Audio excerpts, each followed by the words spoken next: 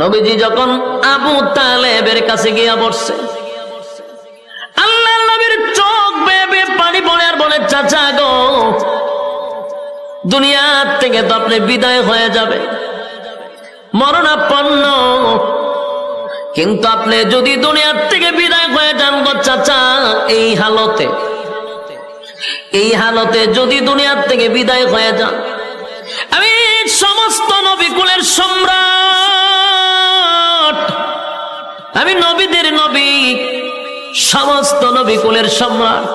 ইমামুল মুরসালিন, খাতামুন নবিয়্যিন, নবী মুহাম্মদুর রাসূলুল্লাহ সাল্লাল্লাহু আলাইহি ওয়াসাল্লাম, সমস্ত নবীকুলের সম্রাট হইয়া কিয়ামতের মাঠে আপনার চাচাকে সুপারিশ করার মতো আমার কোনো সুযোগ থাকবে না,